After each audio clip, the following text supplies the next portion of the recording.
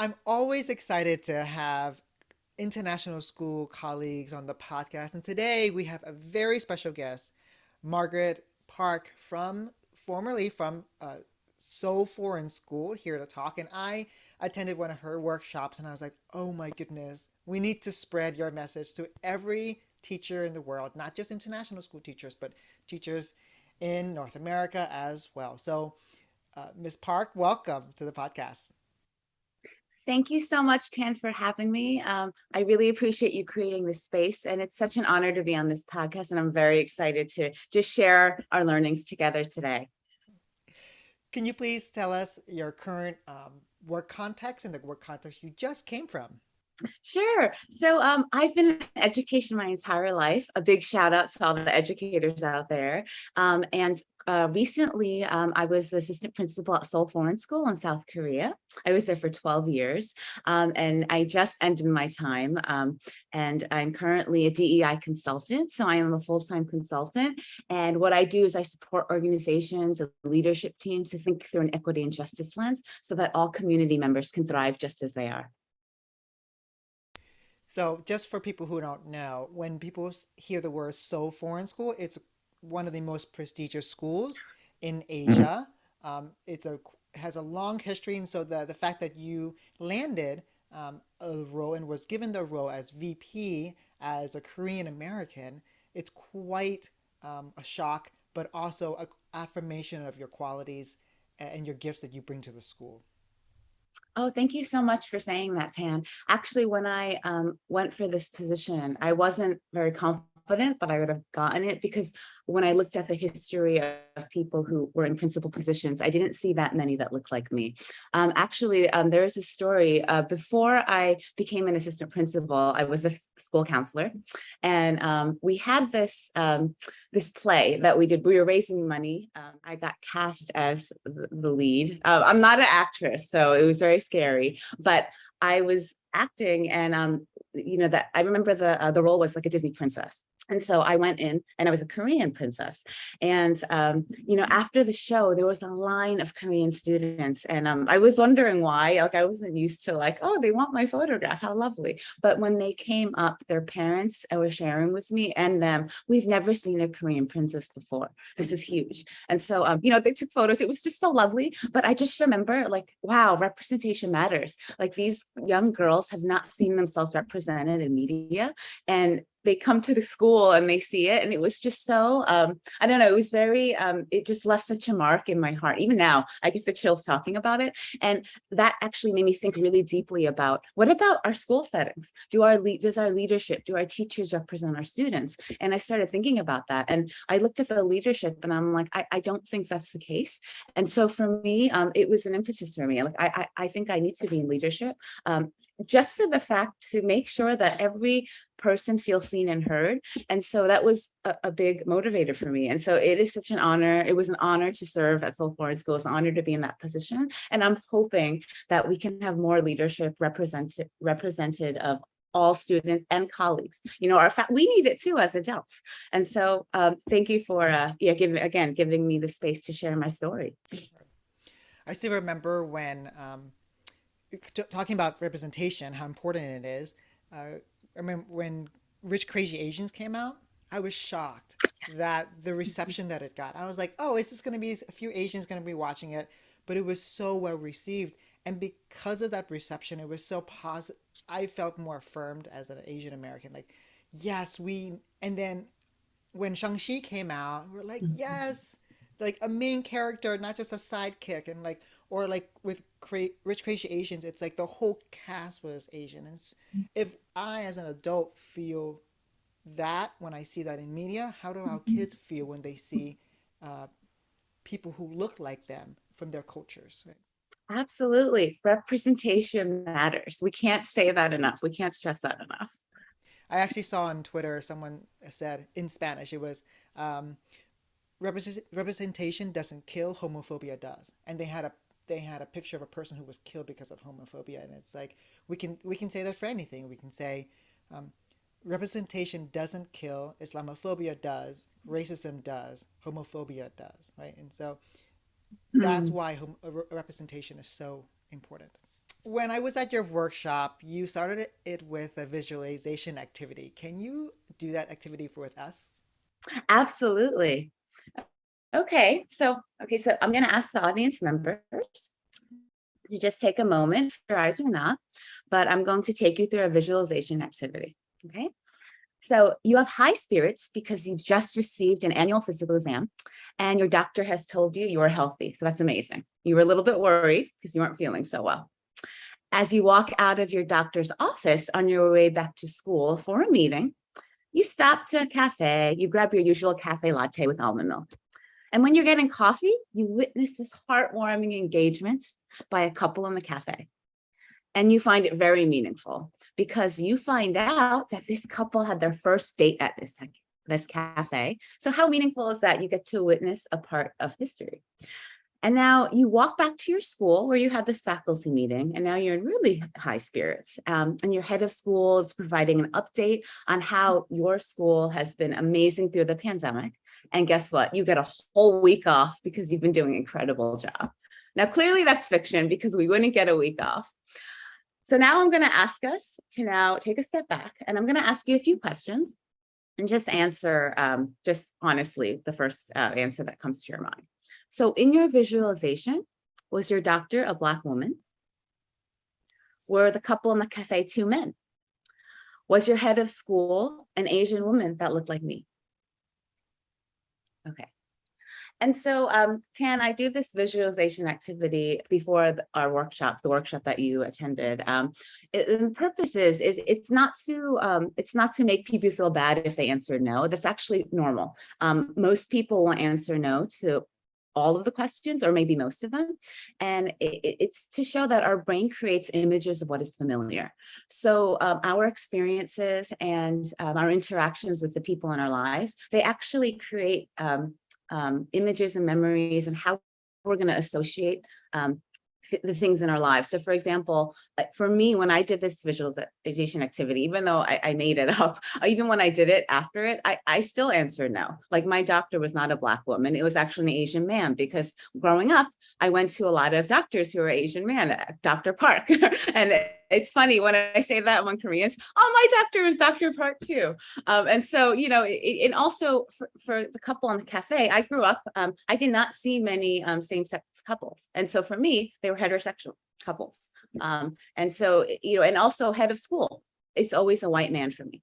And so even in my visualization, I've answered no. And that goes to show that our experiences shape how we will view things. And that creates powerful images, and it also creates biases that we're not aware of. Yeah, I remember doing that visualization and I would say no to a lot of them as well. I did see Mhm, the couple as gay couple because I'm gay and I'm like, oh, mhm, great. But when you debriefed and I was like, oh my goodness, I didn't think of my head of school as a woman, but although I've had two head of schools, right? I'm like, what does that mean, Tom? Like you've had two head of schools, but your first visualization was two white men. Like mhm, why is that? And so, mhm. um, where do you think that comes from? Yeah, I think again, like I think you illustrated it like in your visualization, you actually did see two gay men because you're surrounded by that, and I didn't because I didn't grow up surrounded by that. So it really goes to show that our interactions with others, like who we surround ourselves with, our experiences matter. They're very powerful. They will shape how we think about things. And I think this reminds me of a conversation I had with a high school student. So she never saw anyone like herself, be a doctor. She really wanted to be a doctor. And she was telling me like, oh, this is what I want to be, but this is where I'm going. And, I'm a counselor. So, I was just kind of like, just listening. But what we realized is that she wouldn't even go to be a doctor. She didn't even think to go that far because she never saw someone who looked like her. And that to me was so crazy in so many ways because she's very brilliant. She can do it. But just because she didn't have those experiences, she didn't think that she could be a really good doctor. She's like, I'm probably not going to do well. That changed it could have changed the trajectory of her life, right? Her experiences matter, right? And she didn't have people telling her, you can do it. And she didn't see people telling her, see people who look like her doing this role in her sphere of influence. So what it took was corrective strategies, getting her to think differently so she could do it, but also in like, here, I'm going to introduce you to doctors who look like you. They exist. You just happen to be in an environment where it doesn't exist, unfortunately. And if it doesn't exist, how can we, some people do need to be like trailblazers and pioneers. How can we support you, right? And so again, it just goes to show our experiences matter, and we are going to develop like unconscious biases and unconscious associations without us knowing. That's why it just goes to show we need to make sure we're self-reflecting. We need community members to help us, because it can be pretty life-changing. I highlight her story because if she hadn't had examples after the fact, then she probably would have never pursued the path that she's supposed to be, right? And that's really sad. That changes your whole life. And so, it's not something to take lightly. And this is why I'm doing these trainings, and this is why we're doing this podcast. Right. Thank you for sharing her story, because it really shows that with one example of representation, how it can really change your trajectory, your path.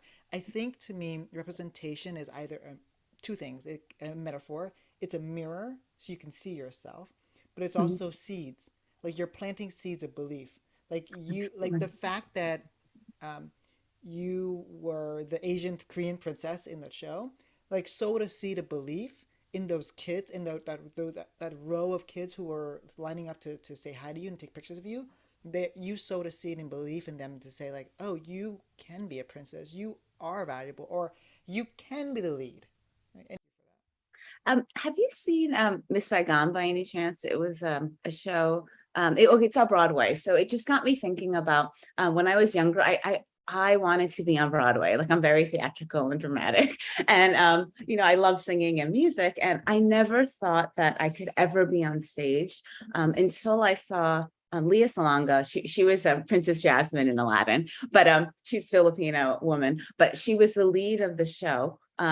And I remember seeing her, on the CD, and I listened to her. And it was the first time, I actually remember the moment. I was in high school. It was the first time I ever saw anyone like that on Broadway, because I grew up going to music, like seeing live theater, and it was so powerful for me. It was so emotional, and that was the first time I was like, you know what? I can do this. And I think that matters because it changed. Of course, I'm not on Broadway, but that changed the way that I think about myself. Not just as like a singer and a musician, but also just as a person. I'm like, I can do this. And it just illustrates what you say. It's just so powerful. And like, as we're talking, I'm thinking there are groups of people who never have to think about this, because if you're in the majority, everything is centered around you. So you don't have to worry, or not worry, but you don't have to think about, oh, wow, like, you're not going to have that moment of reckoning, right? Like, oh my goodness, I'm represented. Because if you're represented all the time, you just take it for granted, and you don't have to think about experiences of others, which is why it's so important that we're having this talk, because I do feel like if you're in the majority, it is important to understand what those who are not in the majority are going through, because you have the power and privilege to make change. It is much easier for someone who has privilege and power to make change. And so again, thank you for this podcast, because I really hope that listeners will kind of reflect and see what we all can do as a community to support each other, to make this place like just for everybody. right, right. In your example of Broadway, where you were looking at Miss Saigon, like you saw yourself, there was the mirror, and then she planted a seed in you, and so Exactly. that years later you could be a Korean princess. Exactly. Thank you, Tam. That was beautifully connected. Can you? We've been talking about implicit bias. Would you define that for us? Sure. So implicit biases, they're attitudes and stereotypes we hold towards people, and they're outside our consciousness. So they're influenced by things we already have, again, by our experiences, our interactions with others, right? And so it actually influences how we act more than our values. And I think that for me, when I was reading the research on this, that was so powerful for me personally, because I think we all have values that we want to live by, right? And we center our beliefs, how we act around those values. But when I was thinking about, oh my goodness, my biases can actually predict how I behave more than my values.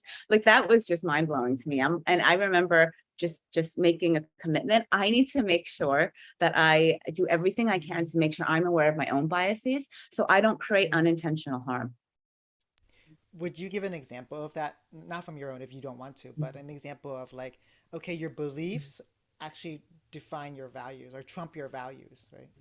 Yeah, so let's say, okay, let's say kindness is a value. Okay, like, I would like to think many of us want to be kind to others. If you have weight bias, all right, so weight bias is you have a prejudice against people who are overweight or maybe underweight.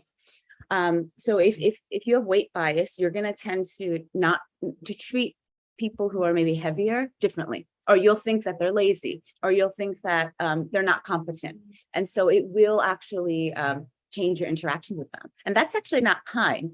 But you don't realize you're doing that. And so at the training that I did, I highlighted Dr. Urban Yalom because he's one of my favorite psychologists. He was a professor at Stanford, and he writes about this. He is someone who actually, helps others, get through their biases. And he writes about he had a patient who was overweight, and they went through months of therapy, and he's like a big shot in the therapy field. And she actually called him out at the end of the 7 months. She said, "You've never looked at me once during our sessions." She says, "I know for a fact that you shake people's hands, you get, at the end of sessions," because she knew other patients of his.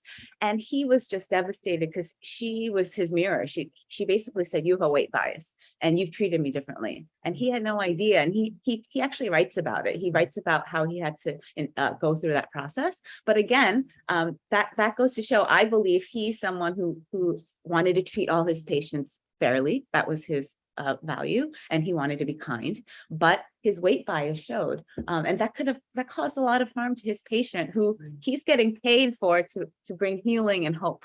And so that's an example of how your biases can trump your values.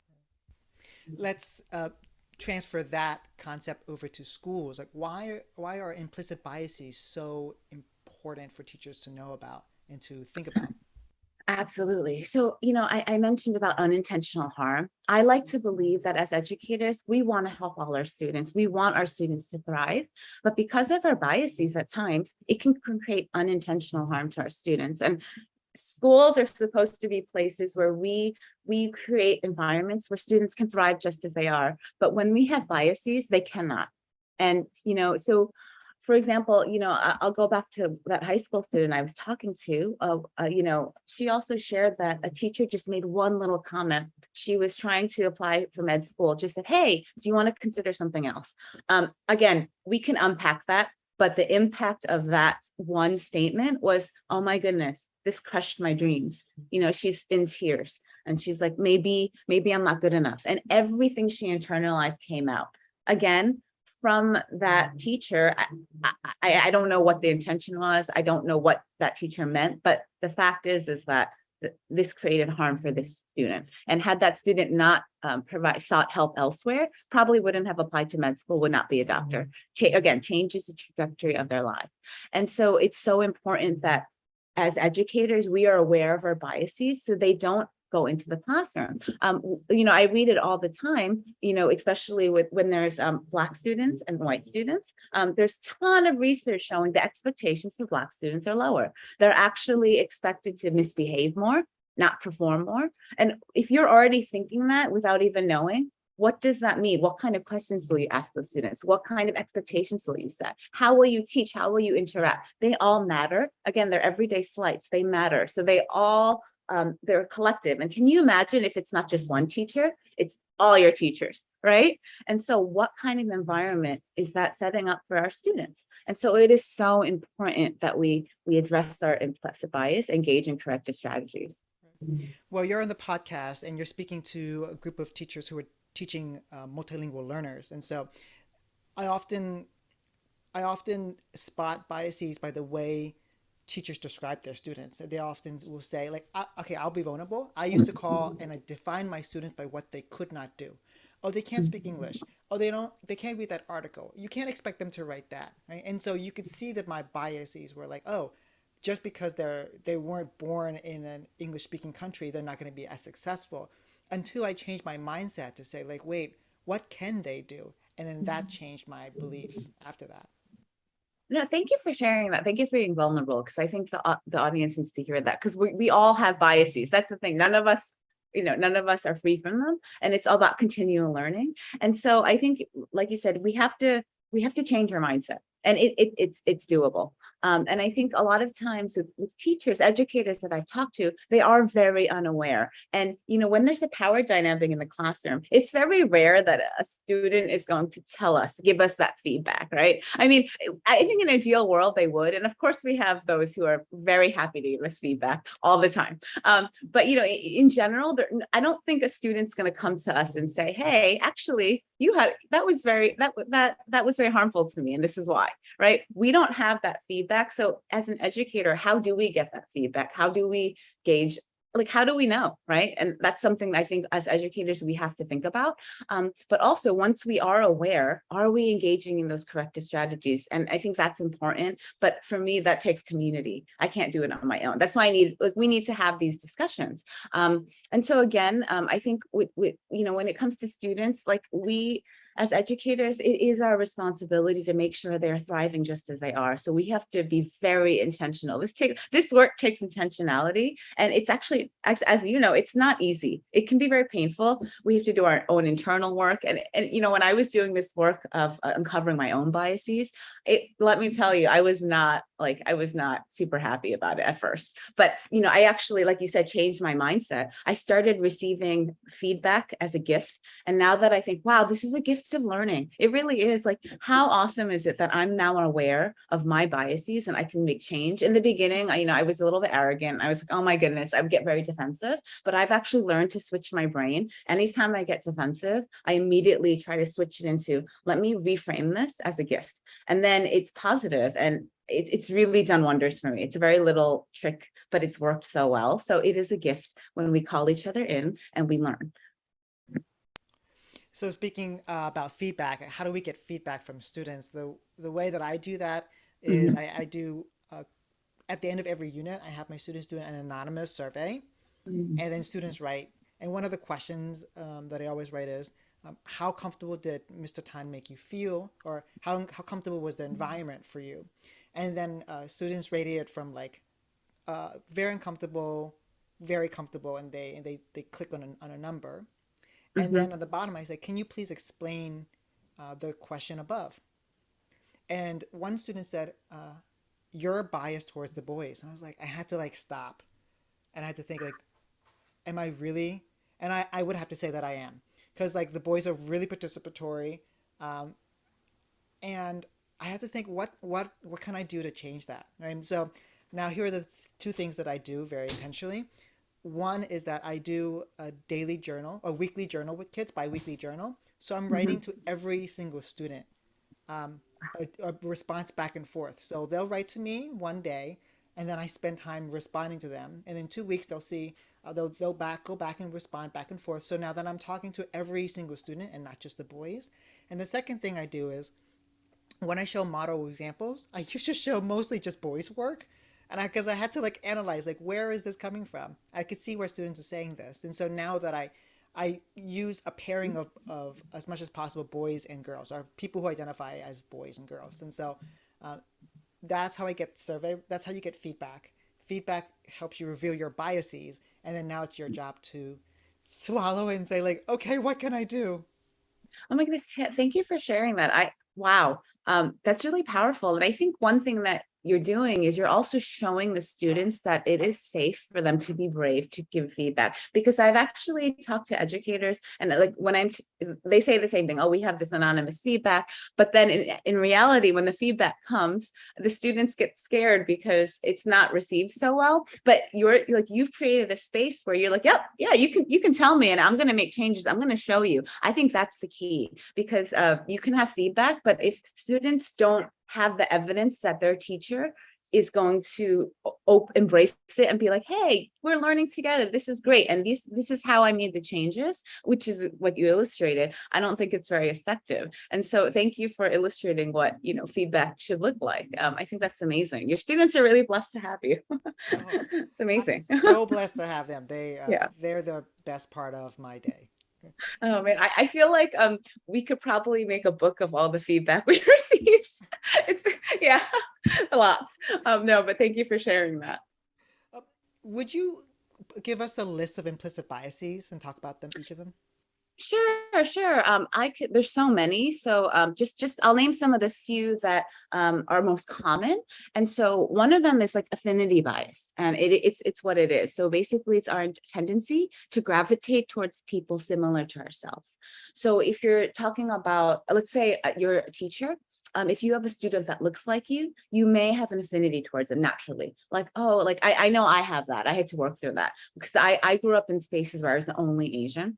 And so, as a teacher, when I had one Asian kid, I was like, oh my goodness, I'm going to cherish this child and I want to make sure this child's taken care of. But as an educator, we have to do that for all our students. And so that's an example. And then let's go to hiring.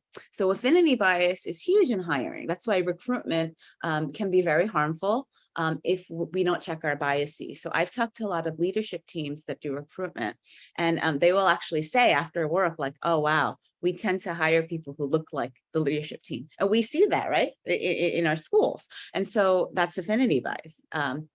And then there's ageism, right? You discriminate based on someone's age. And so, I see this a lot. Oh, well, that person's young, and then that person looks young, or that person does, and then making assumptions. That person doesn't have experience. On the flip side, oh, that person's too old. Yeah, I don't know if they can keep up with like the millennials. So I've heard those comments in recruitment. And so again, that's ageism, right? There's beauty bias, right? I think we see this in all areas. We judge someone based on their appearance. If someone is more physically attractive, we tend to have favoritism toward that person. There's gender bias, right? You prefer one gender over the other. We see that in the classrooms. We see that in recruitment. We see that all over in our society. There's also anchor bias.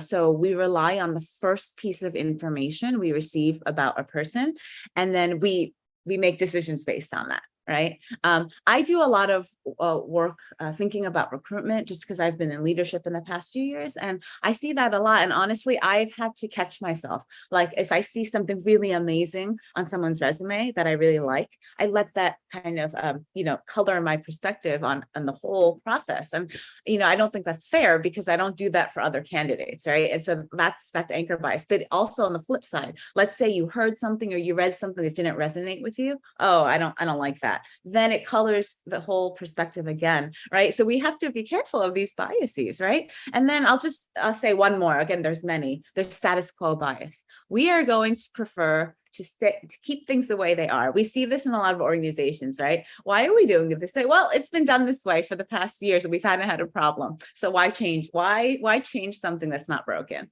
And so that's status quo bias. So those are just a few of many.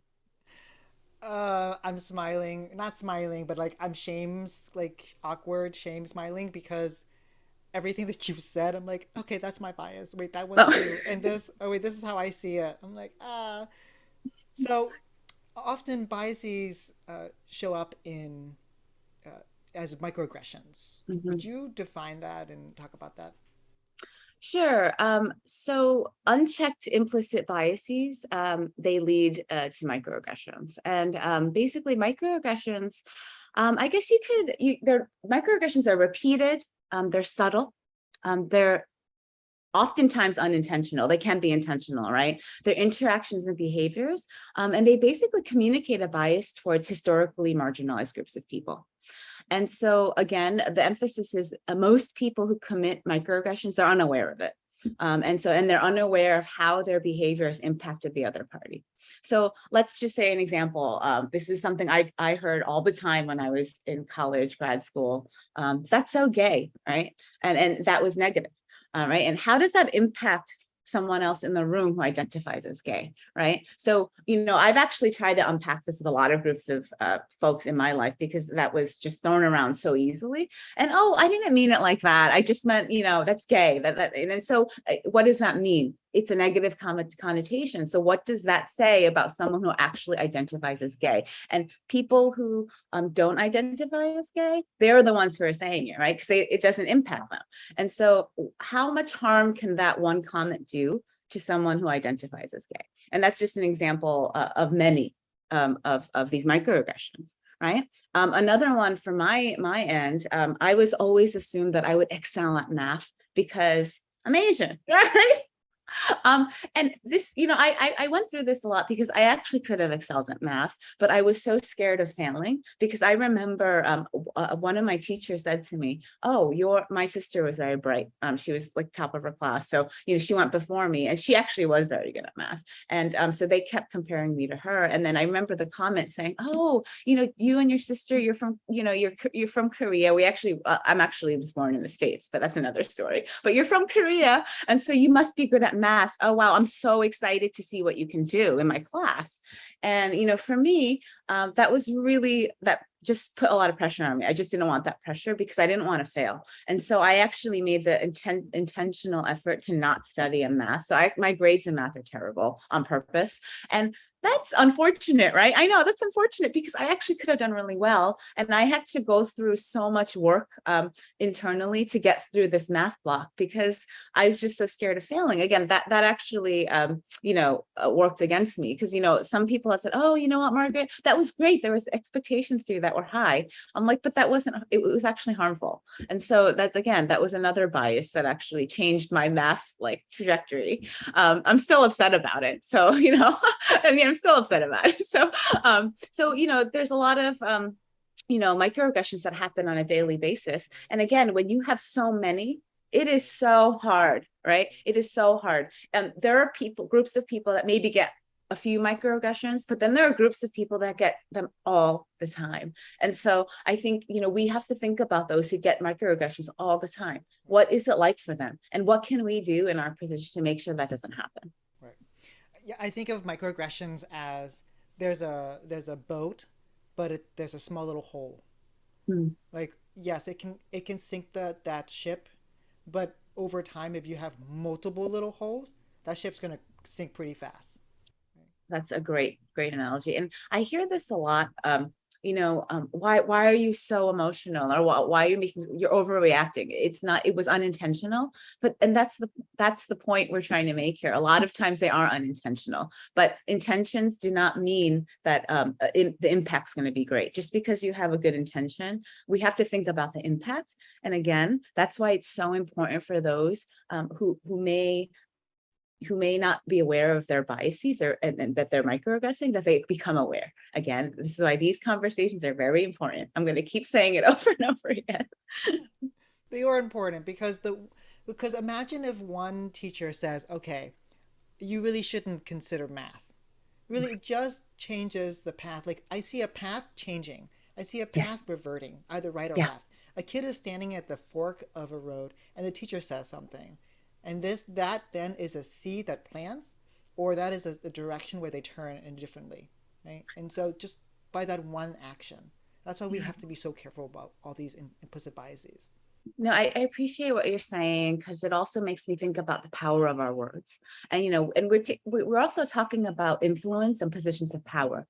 When we are an educator and we have the privilege of standing in front of these precious young minds, like we have so much power and influence, every word matters. And so we can say, a comment about math, or a comment about someone's appearance, or a comment about someone's ability, and that will change the trajectory of their lives. I cannot stress enough how important our words and actions are, and how much impact they may have on a child. And we may never know the impact of our words. That's why it's so important that we make sure our words are affirming, uplifting. They help people feel good about themselves, because as an educator, when I was in the classroom, I just remember thinking, like, I have had things said to me that made me hate myself, loathe myself. And growing up, like, struggling with identity, and I'm sure you've had similar experiences. It's such a painful place and lonely place to be when you're constantly self-loathing, right? And I don't want that for anybody, especially students. And I certainly don't want to be the cause of that. And so I want to make sure that my words do the opposite. Like, I do not want anyone to feel less of themselves because of something I said or did unconsciously, right? That's terrible. And so again, our words can build someone up or bring someone down. And as educators, we want to make sure we're doing everything we can to build someone up. And guess what? If we don't, we're going to make mistakes. It goes back to that. Do we have a feedback system? Do we have a system where we're able to know, like, when we do cause harm, and then we can correct it? Well, that'll be my second to next question, the feedback question. But I want to go back to the thing that you talked about with um, every word matters. Uh, Mhm. in particular, a position of power as teachers, we create our words are so powerful because we create the culture for that classroom.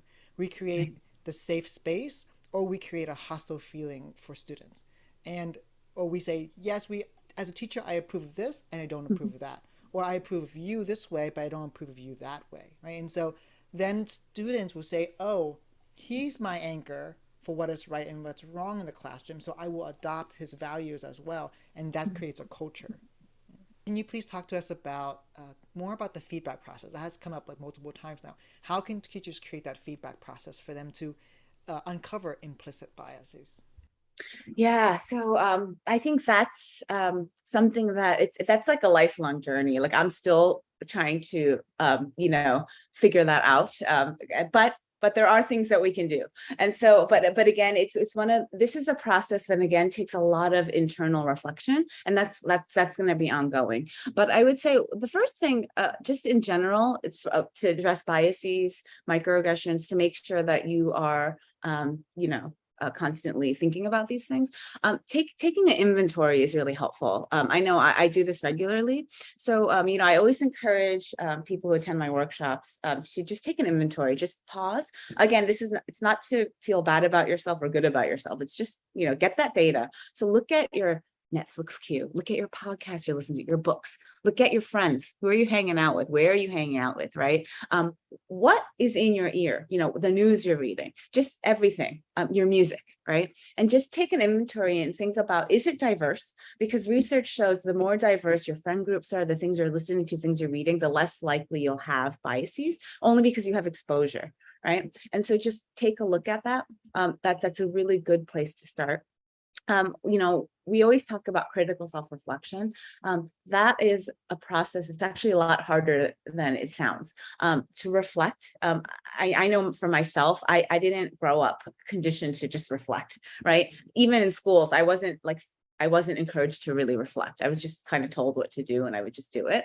And so this critical self-reflection piece is huge. It's asking yourselves these questions, right? Like, I think it's really helpful for me. What I did is I actually just asked myself, like, what are my biases? How do I get there? I just start with that. It's like a puzzle. I try to figure it out. And having people to be your windows and mirrors. So if you have people who are very honest with you, so I have a group, affinity groups, I have several, and I actually ask them, like, is there anything that I've done or said to you that has caused harm? And they're actually very honest. Right. And so that takes a place of vulnerability, but that's something that I value. And I have groups like that. So setting up accountability groups are really important. Again, it has to be a trusting relationship where you feel brave enough to share. It has to be that space, a brave space for you.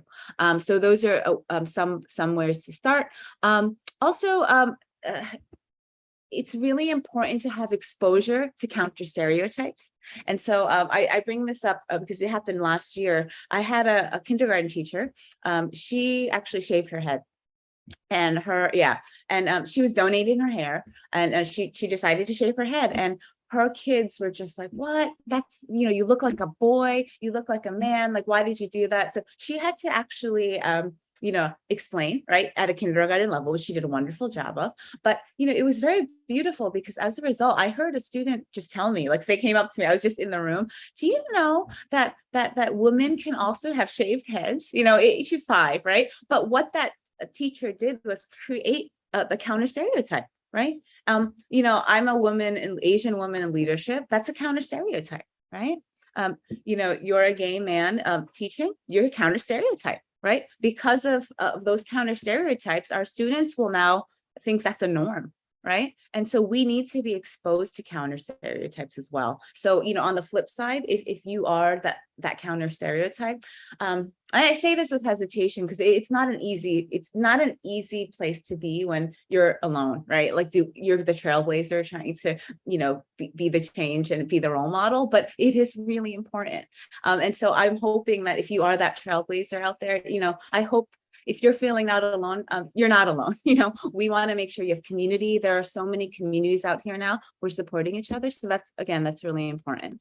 And again, I always say, take a stance of inquiry. It is so important. I mean, as educators, right, that's what we want for our students. We constantly have to inquire about our thoughts and actions, right? That all helps. Asking questions, letting other people ask us questions, right? And learning together about discovering ourselves is so important. And again, I think, again, for me, like, the thing that's helped me the most is to engage with people who are different. Like, I will seek out people who are different, putting myself in positions where I may not be super comfortable, but I'm just going to do it. Like, it's important. And again, it's different. It's not, I have to clarify one thing, because it's not, you're not just going to go to a different group of people just for an experiment. That's not what I mean at all. I mean, genuinely seeking, true, genuine relationships and experiences that are different, putting yourself out there. Again, it's a two-way street. You're also contributing, but making sure that, everything, the people around you are diverse and you are engaging in these authentic dialogues. And so I think it's so important to do that, because through these experiences, you will learn. And again, being comfortable, I think, is human. We all want to be comfortable. We don't want to, shake the boat, but that's not going to help us with our critical self-reflection and raising our self-awareness. So, again, let's try to engage with those who are different from us, and being comfortable, getting comfortable with being uncomfortable. That's why dealing with implicit biases are so hard, because it makes us feel like, oh, I did this, but it's not about you as a bad person. It's about, oh, this action was unintentioned but has these very real consequences for students. Right, I think right. um, I'll go back to that story of that teacher who shaved her head, and Mhm. like the student said, "Do you know that women can have shaved heads too?" And like, I think I want to highlight that, because if we want to teach kids, and in a position of power, how to address implicit biases, we model that for students. So this summer I'm dog walking, and I go just for fun because I miss my dogs. And so I go over to my neighbor's house and pick up the dog, and then we talk to the neighbor for a little bit. And she has a daughter, and when she came to the door, two daughters, she came to the door with her kids, and she had like all this makeup on, and I was like, "Oh, that's so cool! Who did it for you?" I'm like, "Oh yeah, my daughters did it for me." And the daughter said, "Would you like to have makeup too?" And I was like, "Sure, not a problem, because boys can have makeup as well, right?" And so it's sowing the Absolutely. seed of like, yes, men can wear makeup too, because I grew up thinking like this internalized homophobia, and I was Mhm. like, now I'm dealing with it, but I'm also teaching kids like, oh yes, men can wear makeup too. And so I'm trying to make sure prevent these biases from happening at an early age when the opportunity shows up. So teachers out there, when you see the opportunities, share as well. Here's another example. So for SEL, I'll have the first thing I have my kids do on Mondays is turn to the Mhm. partner and ask each other what they did for the weekend. And then after that, I share what I do. And I always, before like when I first started teaching, I always would always say my friend and I did this, but now I'm like my boyfriend and I did this, and so we're showing kids, so we're taking that opportunity not to shove it in their face, because Mhm. everyone has a weekend and you're sharing what you did this weekend, but I'm no longer hiding that. And so I'm showing kids that, oh, okay, you might have a bias, this this bias might exist, but as representation happens, that bias dissolves. Yeah, and I think you're highlighting a few things we've talked about, that intentionality. You're being very intentional about making sure that you're highlighting, these important things in your life to show students that it's okay, and I think it also highlights as teachers, again, we are in a position of privilege and power. Your words matter. And so for you to talk about your boyfriend, if there's a student who's feeling a little bit unsure about, maybe sharing about their boyfriend, right? Like they're going to do it now because their teacher has done it. And so it is so important for us to be intentional about doing that. So, thanks for highlighting that. I think that all helps. Since you are a teacher in international school, why should international teachers worry about biases as well? Yeah, you know, I think everyone needs to, worry about biases, right? It doesn't matter what school you're in. As a human being, especially as an educator, you would need to worry about biases because they exist, and again, we can unintentionally cause harm. But yeah, so I guess what I hear is what I said was that a lot of people come in thinking it's not going to have as many biases because it's so international. But in the reality, I think a lot of teachers and students experience these biases, and they're just surprised. And so I think, if you do work at an international school, just, going in, I think I guess it goes back to any school. When you go into a school, I think you just have to learn the culture, not make the assumptions, just go in. And then, if you do experience biases yourself, I think that's something that I've been working with teachers of color, particularly. If they experience microaggressions on a daily basis. And so I'm actually a part of a lot of affinity groups that we talk about this. At the talks that you attended, at the end, we usually have a time we just talk. It is so surprising, but not surprising anymore. But in the beginning, it was really surprising to listen to how many teachers experience microaggressions. And again, I can only imagine all the more for the students. I work more with adults, right? But like teachers alone, it is really heartbreaking. Actually, I have many teachers coming crying, and then just pouring out their hearts in this space where they cherish, because like we don't have a space to go to, right? We don't have a space where people can understand our experiences. And so I think that's why it matters, right? If we have lots of teachers in these spaces, how much more are there out there? And so I think, I'm talking not only teachers, but leadership as well. It is so important to create spaces for your faculty where, how are you doing that? How are we creating spaces for faculty where they can come as they are and they can share how they're feeling? And how are we addressing that? I think, again, that's that feedback loop. We need it at all levels, right? All levels of the school. Again, that's why it matters. And I would just go back to, we need to get that feedback loop. So if you are, a teacher or a leader listening to this podcast, really going back to your teams and thinking about how you're going to get that feedback. And how do you know if your teachers and students feel safe coming to school? How do we know that, right? What's our metric? And so I think it matters because people are being harmed and we don't want that. I genuinely believe we don't want that for our community. So yeah, this is why it matters. Well, for our penultimate question, you are an administrator of color, and so could you talk about your experience with that, and how do you, um, what was your experience, and how do you move towards that? Yeah, I think, when I first started, I I was desperately seeking people who looked like me. And I had phenomenal colleagues. So, that was like, I was very blessed. I had a phenomenal team. And that was wonderful. At the end of the day, I didn't have anyone who looked like me. And so I actually ALOC is a place where I go, yeah, it's Association International Educators Leaders of Color.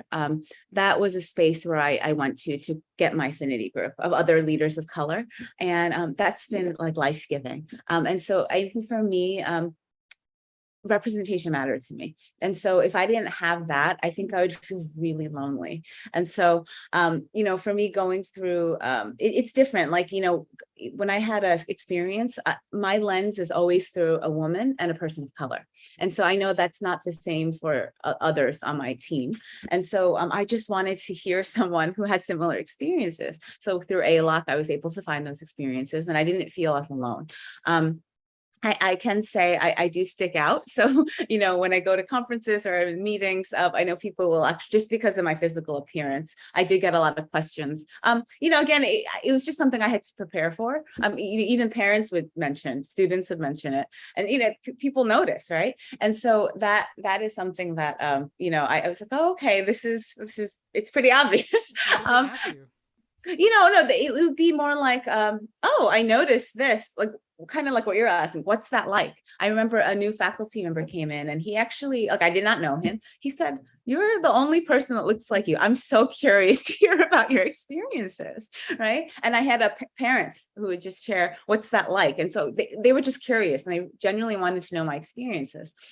Also, on the flip side, a lot of people have sought me out for mentorship, not just in my school, but in the Coast region, right? The East Asia Regional School Council schools, and also worldwide. People have, because there's not many of us. And, when I reflect on that, it makes me really sad because there's not that many of us that I can be Googled and searched, like, right? Like, if someone's looking for an Asian American female leader, there's not many of us. So my name gets thrown out. And I remember there was one year where many people asked for like mentorship, meaning they wanted regular feedback, they wanted regular meetings. And of course, my heart is to help, but I have limited time. And I remember I was just so frustrated. I'm like, if we had more, leaders that look like me, I wouldn't be in this position where I have to choose who I have to mentor, right? Because all of them should have representation. And so I think, those kind of experiences, I'm like, wow. And one recent one last year, I had a student. She was a Korean American, and she couldn't find representation in literature. So she decided to write her own book. So it was really cool. So she was looking for a mentor. So again, I mentored her. It was phenomenal. But again, she's like, I can't find anyone else to mentor me except you. You're the only person that that that in her life, like, that would be able to mentor her. And so again, it just reiterated the fact that there's not enough of us, right? We have to make sure that our leadership teams are diverse. We have to make sure there's representation for all our students. And it's going to be a lifelong process, but I am committed to making that happen. And so, yeah, I mean, I feel like, Tan, we could talk about this, like, yeah, podcast part 2. Yes, we could talk a lot, and I just want to ask maybe one final-ish question. Talk about parents. Like so you were at an international school in Korea, and the parents are used to seeing white figures, but also mostly white males. What do you do when implicit bias comes from parents? Mm, that is yeah, no, I'm glad you asked that, because I think when that happens, I know for myself, like, I am trained and I think about this a lot. So I will actually address it in a way that I feel is appropriate for that time. And, depending on who the person is. So I actually will address it. I will actually ask, hey, can you say more about the comment you made? And then we start from there. But I do understand that takes a lot of bravery and it takes a lot of skill to do it well, to have these hard conversations. And so I wouldn't necessarily expect teachers to just be able to do that, or even administrators, because what I realize is different people have different comfort levels, and a lot of folks are not skilled, or not skilled, but not trained to have these conversations. And so that actually highlights we need training around this, right? How to handle a microaggression that comes your way, especially if it is a parent. And I always try and run under the assumption that, again, I'm gonna make the assumption that it wasn't intentional. Sometimes they are, and that's another conversation. But let's run under the assumption that it was unintentional. How do we do that? I genuinely feel that parents also would like to learn. They don't want to be unkind. And so, I remember having a conversation about a microaggression, and it went back to, I actually put it back to, okay, your child, what do we want for that child? We wouldn't want our children to be, causing this kind of harm with comments. And so this is how I experienced this comment. And thankfully for me, this parent I knew fairly well. and again, because I knew this parent well, I was more bold. If it was someone I did not know, it would have been a different approach. And we had to have this discussion. It considered a difficult conversation, but the fruit was so big because now that parent left like, oh my goodness, thank you for letting me know. I did not know. And thank you for now I can be a better parent. Right. That was powerful. But again, that was under circumstances where I calculated like it's safe for me. It's going to be okay because I know this person. If I did not have that relationship, again, it would take it would be a different approach. And so I think it is important to address. But again, I have to emphasize, like I've talked to so many educators, they don't feel comfortable addressing it, especially with parents, right? And so again, this you give me a good idea, Tan. Maybe that should be should be a course that we should all work on it together. But I do think we have to talk about this. And in schools, we have to talk about it. Like, why can't this be a part of our orientation? How do we address biases, not only ourselves with parents? Why can't we have courses not only for educators, but for parents as well, right? And so, yeah, I mean, I think, again, it just goes to the show that we just need more training around that. Right. Because I always will, because parents are our partners. Mm-hmm. If we're having one message, but the parents like, don't listen to that teacher, we have to be like, we have to communicate why we need you as partners. Like, hey, why do you feel like we can't communicate this Yeah, with your students, right? And so that's an opportunity there as well. absolutely. Absolutely. Our last question. This Yes. is a metaphor, so it's Mm-hmm. called traffic light teaching. Okay. What would you ask teachers to stop red light in terms of um, implicit bias? Yellow light is continue doing, Mm-hmm. and green light is start doing. So stop, continue, start. These are very Okay. quick, brief answers. Okay, sure. I would ask educators to stop doubting themselves. I think a lot of times, including myself included, we tend to sell ourselves short. I think just the nature of our job, a lot of folks that I've talked to in the education field never feel good enough, right? There's that imposter syndrome that we had talked about briefly in the past. So, stop doubting yourselves. You can do it. You can make change. You are valuable, and you are so precious, not only in the education realm, but just for being you.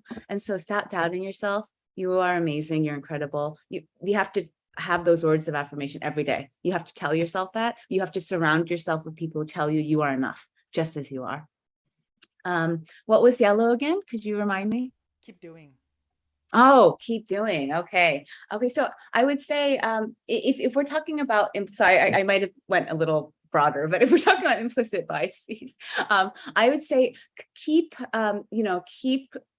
yourself in community. I think that's really important. You need a community of educators who can build you up, but also challenge your thinking. So with implicit bias, but also your practices. So keep in community where you have groups of people to be your mirrors and windows, right? They will affirm you when you need affirming, but they'll also let you know where the areas of growth are, right? You need that community. So continue to be in community together, go through the ups and downs, ebbs and flows of this wonderful thing called teaching together. And so again, keep going in community. And green is, I would say, again, that critical self-reflection piece. Again, this is for those who have not really thought about intentionally carving out time for critical self-reflection. I would encourage everyone to start doing that. So what I mean by that is whether it's journaling, whether it's just, meditation time, but really being intentional about protecting that time to just doing that internal work. Whether it's, again, just asking yourself questions. I know many people go to therapists. I think that's wonderful, right? To do that internal work. Some people go to the beach, or some people go take a walk, do exercise, whatever that time is for you to critically self-reflect on what you're thinking, right? How your thoughts and actions impact yourself and others. I think that's really important. So I would say start doing that. And yeah, hopefully as a community of educators, if we all do that, I do believe, there's going to be a really good fruit from that. So Well, Margaret Park, I know that you have left leadership role and because you wanted to move into consulting, and I'm so happy that you have moved into consulting because you thank will you. move the needle for so many schools. You already have moved the needle for your school, but now you're doing it at a wider perspective. I know actually there are courses and there's a book out of you as Thank you well. so much, Tan. Thank you. You're welcome. It's been a pleasure to be on this podcast. And for anyone who's listening, again, I just want to highlight what Tan's doing because, when you first asked me to join, I kind of did a little research and I was like, wow, you could be doing so many other things with your time, but you're taking the time to create space to have these important dialogues. And I think, that was so inspiring for me. And I think all of us out there too with listeners, all of us have a space. For you, it was a podcast. For me, it's through teaching, right? I think all of us have spaces. So let's all together use our spaces to make change. We can do this together. Thank you, Oh, Tan. I am so inspired. Thank you, Margaret.